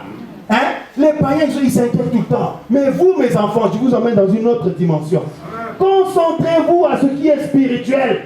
Concentrez-vous à ce que ma vie s'établisse en vous. Mais tous vos besoins, je m'en occupe. Mais nous ne voulons pas de ça. Tant que nous ne voulons pas, on va continuer dans la bassesse. Si tu es dans une autre dimension, tout ce que tu as besoin, commence à vivre Matthieu 6. Concentre-toi pour être un temple pur et saint pour le Seigneur. Tu vas voir. Les enfants que tu veux, Dieu veut s'en occuper. Le travail, Dieu, frère, quand Dieu commence à ouvrir les portes, là, tu es même débordé. Tu commences même à choisir, on t'appelle pour plusieurs boulots, tu dis bon, celui-là, moi je dis bon, ça ne marche pas trop les horaires, moi je préfère celui-là. Bon. Alléluia. J'attends pour te marier, tout ça, c'est plusieurs frères maintenant, ma soeur. Hein? Plusieurs frères maintenant, tu sais, je suis intéressé, ma soeur, quand je te vois vraiment, je suis dans la joie, tout ça là. Mais c'est toi qui commences maintenant à choisir. Non, vraiment, Seigneur, oh papa, je suis débordé. Pour moi, tous les frères là, Seigneur, je vais choisir qui? Quelle soeur je vais choisir? Vous voyez? Mais ceux qui ne comprennent pas ça, ils sont là, oh Seigneur, donne-moi un mari, donne-moi une femme. Ils pleurent. C'est déjà ton voisin, c'est une honte. C'est comme si on rappelle Jésus à un niveau social. Mais Jésus est du ciel. Amen. La Bible dit, tel est celui qui est du ciel, nous aussi on sera comme lui. Amen. Alléluia. Amen. Le malin veut nous mentir. Et vous remarquerez quand vous prenez des résolutions pour pouvoir décoller avec Dieu, parce que plus vous commencez à vivre la vie du Seigneur, la vie de l'Esprit, tu vois mon frère, Dieu commence à il t'amène dans une dimension. Et puis c'est pas compliqué, tous ceux qui sont autour de toi, c'est eux qui vont vouloir te ramener sur la terre. Non, mais reviens avec nous, le Seigneur n'est pas encore revenu, mais là tu exagères. C'est nous-mêmes, c'est ça le problème. Si un frère est en train de vivre une vie spirituelle, mais encourageons-le, soyons même, prenons un exemple. Oh, je te comprends plus, mais redescends un peu, tu exagères, etc., etc.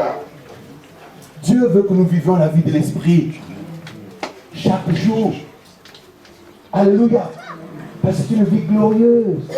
Avant d'aller à un rendez-vous, Dieu te montre même comment le rendez-vous va se passer. Alors que les gens du monde appréhendent, tu sais comment je vais faire. Dieu, la nuit, tu dors, là, Dieu te montre. Tu vas arriver, ça va se passer. Et tu arrives là-bas, c'est exactement comme Dieu t'a montré. Alléluia. Mais ça, c'est autre chose. Nous voulons vivre une autre dimension. Nous voulons vivre une autre dimension. Alléluia.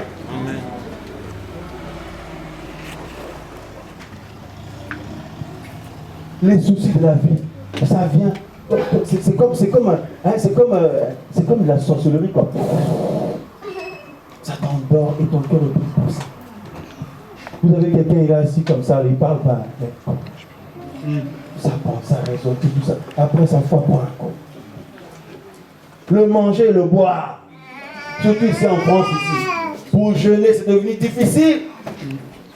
Alléluia. Vous n'avez pas remarqué, il y a des jours où tu te lèves comme ça, tu n'as pas faim.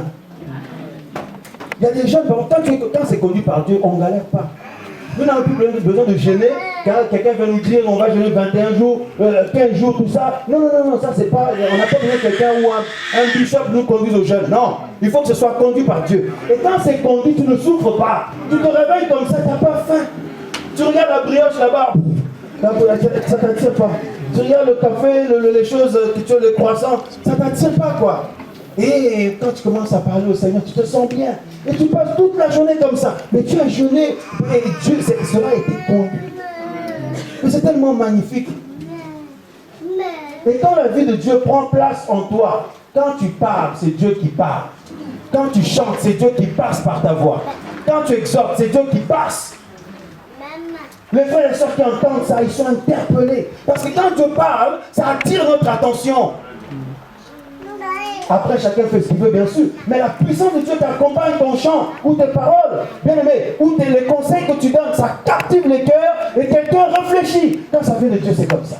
Comme ça, personne ne pourra dire, Seigneur, tu ne m'as pas interpellé, tu ne m'as rien dit. Alléluia.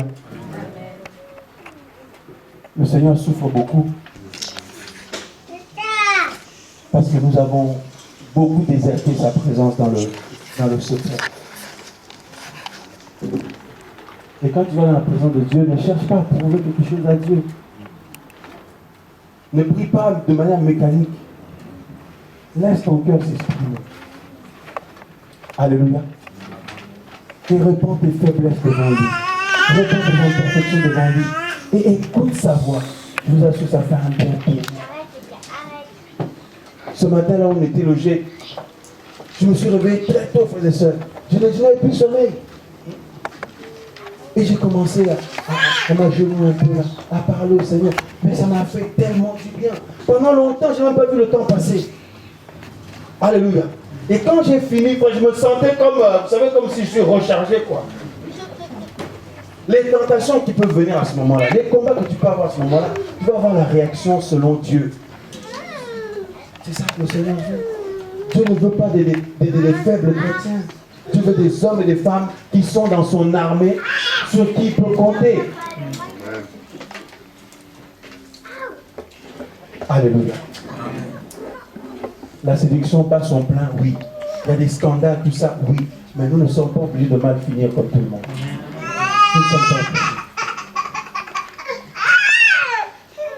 Et le Seigneur, c'est dans les choses simples qu'il nous attend. Dans les choses simples. Et n'oubliez pas, il veut nous voir vivre les choses simples. Vous imaginez, si on fait l'œuvre de Dieu, on fait beaucoup de choses, on va voir les autres, mais on ne prend même plus du temps avec lui. C'est notre premier appel. Alléluia. C'est notre premier appel. Comme on partageait avec des bien-aimés. Avant de servir les autres, avant de faire l'œuvre avec les autres et d'aller vers le monde. Parce que nous avons 3 appels, si je peux le dire comme ça. Hein, on peut pas arrêter Dieu sur 3 exemples. Mais avant de servir les autres, parce que l'appel qu'on a vis-à-vis des frères et sœurs, c'est de s'édifier mutuellement. C'est de s'encourager mutuellement pour être ferme dans le Seigneur. Alléluia. Se bâtir dans le Seigneur. Et vis-à-vis du monde, c'est d'aller délivrer les captifs. En fait, c'est la continuité du service de Jésus.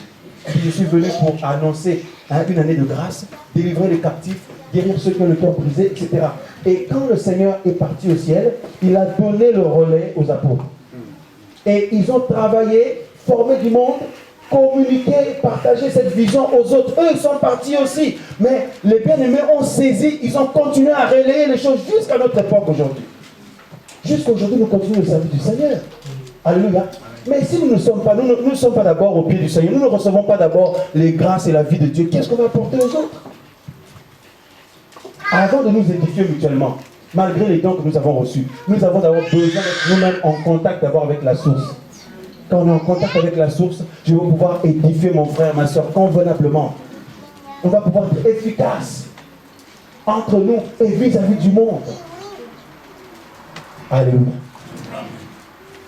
Mais quiconque néglige les petites choses, justement les bases, là, quand on néglige ça, là, frère, les dégâts après, c'est ça que l'ennemi veut tuer, c'est ça qu'il attaque. Il n'attaque pas autre chose. Hein.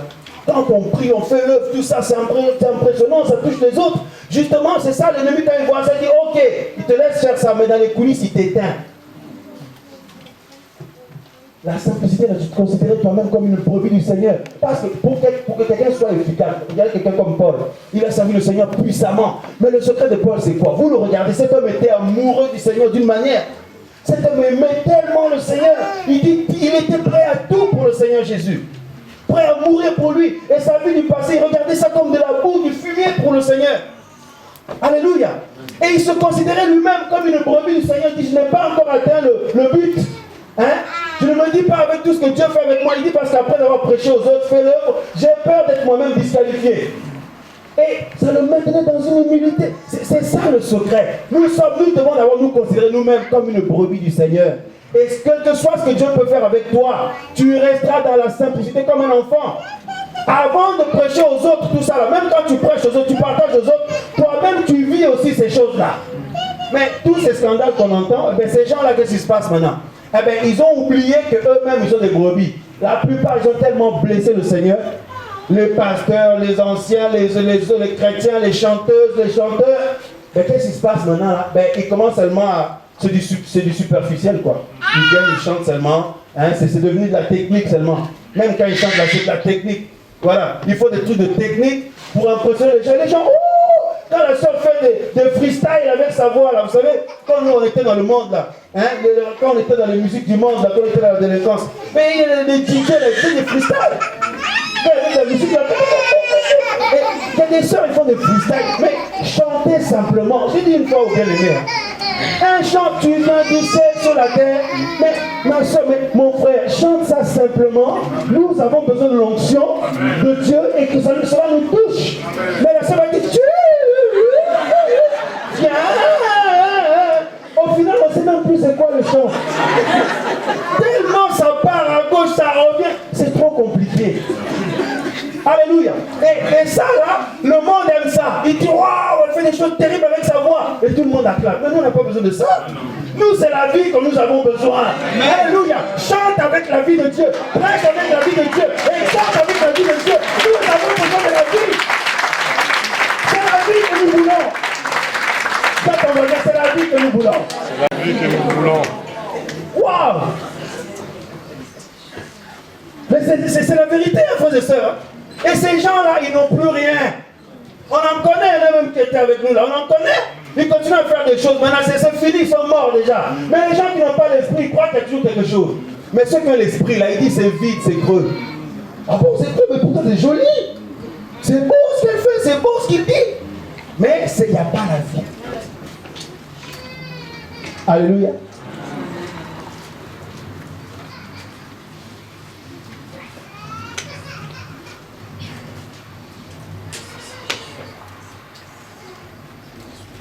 Quel que soit ce que le Seigneur peut faire avec nous, quel que soit ce qu'il fait avec vous, n'oublions pas une chose. Nous avons d'abord un premier rendez-vous. Chacun de nous avec notre papa. Alléluia. Et quand on commence à perdre ça, Dieu est capable de tout fermer autour de nous pour qu'on retrouve ça. Parce qu'il y tient. Même si tu es appelé, il est capable de fermer les portes. Tu n'avances plus dans ton appel. Parce qu'il veut que tu reviennes à ses pieds d'abord. Il ne veut pas perdre ça. Parce qu'il tient à toi. Personne ne peut nous aimer comme il nous aime. Et la première âme qui veut sauver, c'est nous d'abord. C'est toi seulement. Et une fois que sa vie est entretenue, maintenant il nous utilise pour les autres. Mais il s'assure que nous-mêmes, on ne se perd pas non plus. Alléluia. Est-ce qu'on peut prier ensemble, frères et sœurs, on peut se lever? Oh, papa.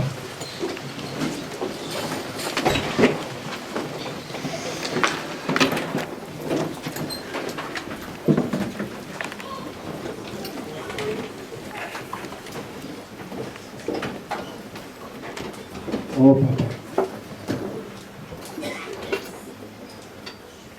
Oh, papa.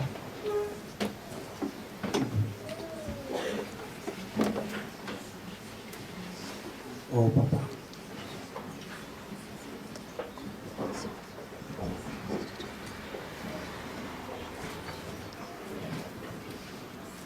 Mon frère au piano là-bas, on peut prendre un chant pendant que nous sommes en train de remercier le Seigneur pour sa grâce encore ce matin. Vous savez, quand le Seigneur nous parle, il nous interpelle, nos cœurs sont émus, nous sommes émus parce que en réalité, c'est le plus grand trésor que nous avons, c'est lui. Nous ne devons pas aimer ce qui vient de lui, plus que lui-même le donateur. Nous devons aimer et nous attacher plus au donateur qu'à ce qu'il peut nous donner. Et le Seigneur souffre parce que beaucoup de frères et sœurs, beaucoup d'hommes et de femmes veulent plus des choses qui viennent de lui que lui-même le donateur. Mais nous, dans la vie desquels il travaille, vous remarquerez qu'au fur et à mesure que le temps passe, tu te sens attiré vers lui. Chaque jour, tu te sens attiré vers lui tout simplement. Parce que c'est ça que Dieu veut d'abord. C'est ça que Dieu veut d'abord.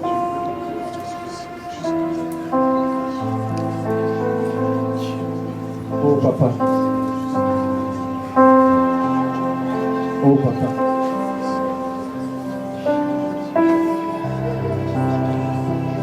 Merci.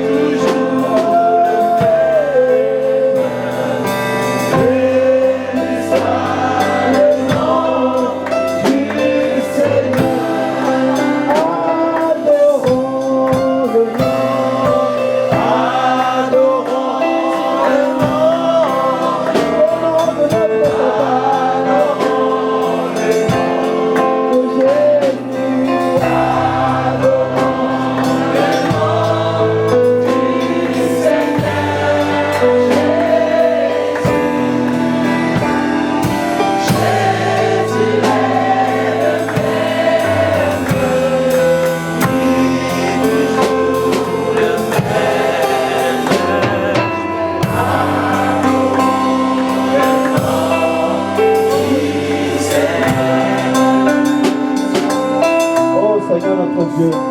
Papa, merci pour ta présence en ce lieu, Jésus. Père, nous venons prier maintenant, Seigneur, pour cette grande famille que tu nous as donnée en Jésus-Christ. Là où l'ennemi a travaillé, Seigneur, pour éteindre ton peuple, pour endormir tes enfants. Seigneur, nous savons que toi, tu ne sommeilles ni ne dors. Et c'est toi qui as le dernier mot, Seigneur, sur chaque situation. L'ennemi ne peut pas faire un travail, Seigneur, qui peut te surprendre. Père de gloire, nous venons prier, implorer ta grâce ce matin, Papa.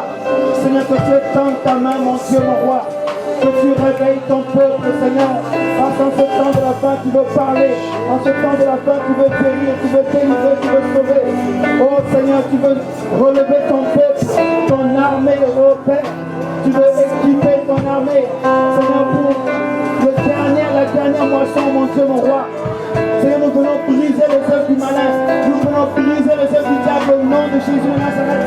Nous venons renverser le sommeil spirituel dans le nom de Jésus. Nous venons renverser le sommeil, la lourdeur spirituelle dans le nom de Jésus. Oh Père de gloire, que ton règne vienne parmi nous, Papa. Que ton règne demeure parmi nous, Papa. Oh Seigneur, tout ce que tu appelles à te servir, nous prions, Seigneur, que ton esprit les saisisse de plus en plus, mon Dieu. Que ton esprit saisisse, Seigneur, tes prophètes, tes prophétesses, Seigneur, tes servants, tes serviteurs, mon Dieu. Ceux sur qui, Seigneur, tu as posé ta main. Ceux sur qui tu as posé ta main, Seigneur. Au nom de Jésus. Au nom de Jésus. Au nom de Jésus. Tu es venu pour nous sortir de la mort. Tu es venu, Seigneur, pour nous réveiller, Père. Nous voulons, Seigneur, rester éveillés dans la crainte de Dieu, dans la sainteté, dans l'onction de Dieu, au nom de Jésus de Nazareth, afin que les ténèbres reculent, afin que les ténèbres se dissipent, au nom de Jésus, et que les cœurs soient touchés, que les âmes soient délivrées, affranchies, au nom de Jésus. Oh Père, merci. Oh Père, merci. Oh Père, merci. Oh Père, merci pour ta présence. Oh Père, merci pour ta présence.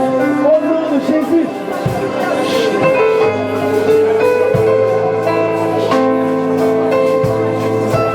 Dieu veut restaurer ta vie de prière.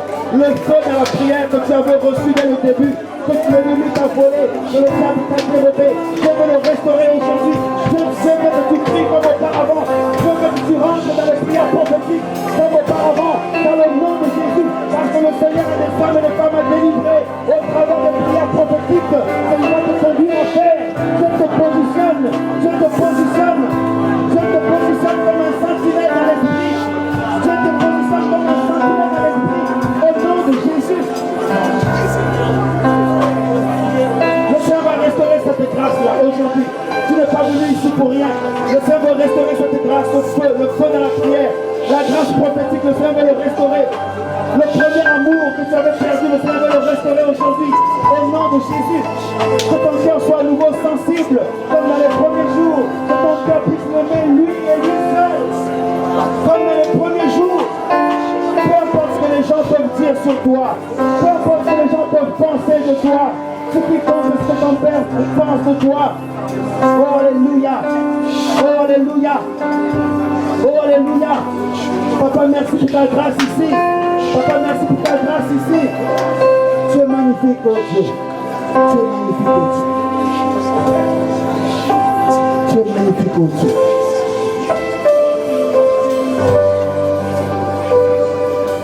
L'appel que tu as reçu depuis le ventre de ta mère, personne ne pourra bloquer ça.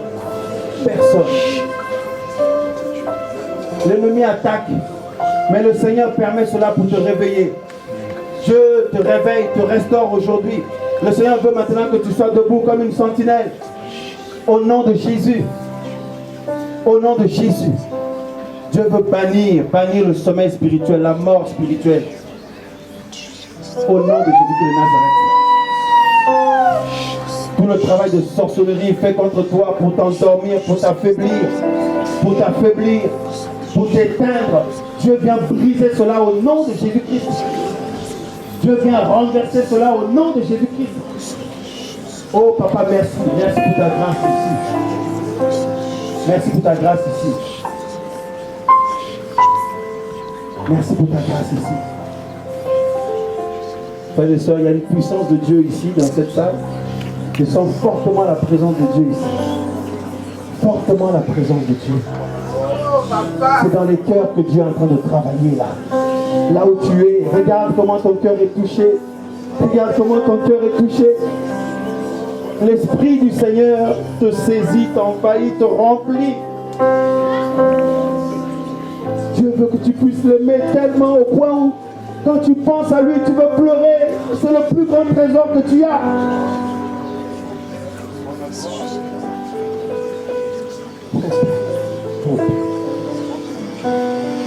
Nous venons renverser également tout travail démoniaque. Tout travail démoniaque, nous venons le renverser au nom de Jésus. Tous les esprits impurs qui tourmentaient les gens ici. Au nom de Jésus de Nazareth, nous brisons les œuvres démoniaques ici. Dans le nom de Jésus de Nazareth, la puissance de Dieu renverse le travail des démons ici. La puissance de Dieu renverse le travail démoniaque ici. Au nom de Jésus-Christ. Au nom de Jésus. Au nom de Jésus.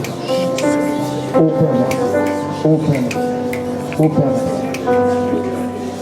Nous pouvons lever les mains vers le ciel tous ensemble. Oh Papa, merci. Voici la main du Seigneur qui se pose sur toi. Voici la main de Dieu qui vient sur toi. Voici la présence de Dieu qui vient sur toi maintenant. Voici la présence de Dieu qui vient sur toi maintenant. Dieu te oint de son esprit. Dieu te remplit de son esprit. Au nom de Jésus. Parce que Dieu compte sur toi. Dieu compte sur toi. Dieu compte sur toi. Dieu compte sur toi. Dieu compte sur toi. Il vient ranimer cette flamme. Il vient ranimer cette flamme. Il vient ranimer cette flamme. Il vient ranimer cette flamme. Il vient ranimer cette flamme. Au nom de Jésus. Voici la puissance de Dieu qui vient sur toi. Pendant que nous avons nos mains levées, Dieu te touche là où tu es.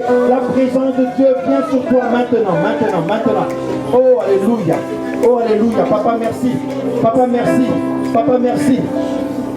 Papa, merci. La présence de Dieu vient sur vous maintenant, maintenant, maintenant. Ceux qui sont appelés à libérer les gens ici, il y a une puissance de Dieu qui vient sur vous. Dieu confirme cet appel. Dieu confirme cet appel. Dieu confirme cet appel. Dieu confirme cet appel. Dieu confirme cet appel. Au nom de Jésus, Dieu dit personne ne fera taire mes élus. Personne ne fera taire mes élus. Personne ne pourra fermer mes élus. Personne ne pourra enfermer mes élus. Dieu dit le temps est venu où je me lève. Le temps est venu où je me lève. L'armée que j'ai acquise par mon sang marchera pour moi. Les hommes et les femmes que j'ai acquis par mon sang marcheront pour moi. Dieu dit vous verrez les signes. Vous verrez les signes qui s'accompliront devant vous. Des cœurs seront touchés. Des vies seront changées. Au nom de Jésus. La puissance de Dieu vient. La puissance de Dieu vient sur toi. Là où tu es. Là où tu es. Dieu te touche. Dieu te touche au nom de Jésus.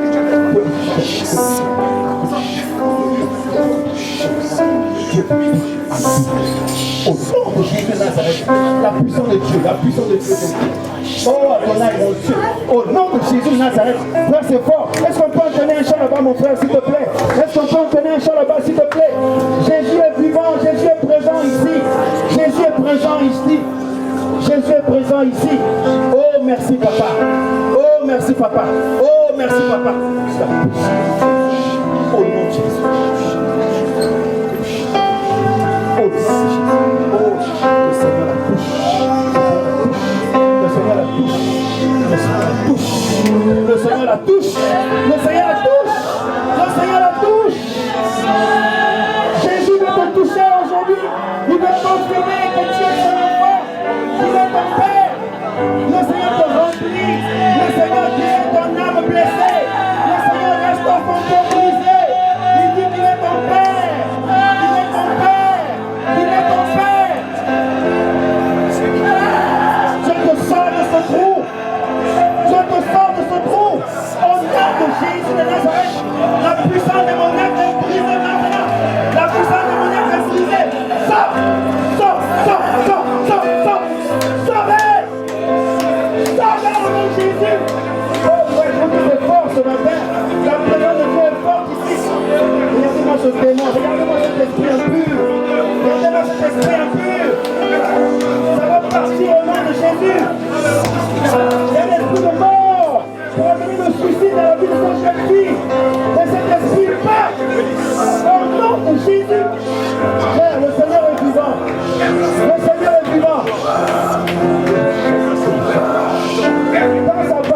annoncé selon sa volonté. Jésus veut toucher. Jésus veut agir. Alléluia. Acclame-toi pour la vie de cette jeune fille. Jésus est vivant. Jésus est vivant. Dieu l'a franchi. Alléluia. Oh, merci papa. Merci papa. C'est fini. C'est fini. La mort est partie. Le futur est parti. La malédiction est partie. Au nom de Jésus-Christ. Dieu te remplit maintenant. Dieu te donne le remplit maintenant. Tu serviras le Seigneur. Tu serviras le Seigneur. Au nom de Jésus-Christ. Alléluia.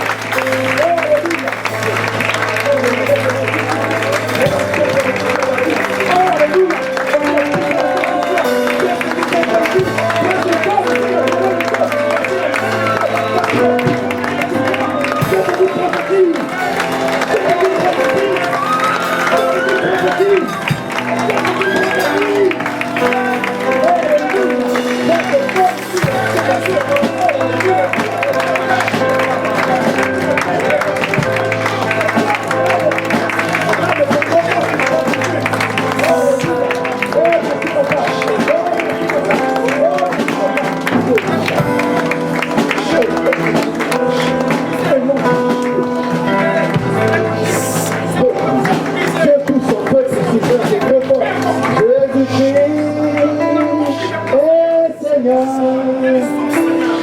Il est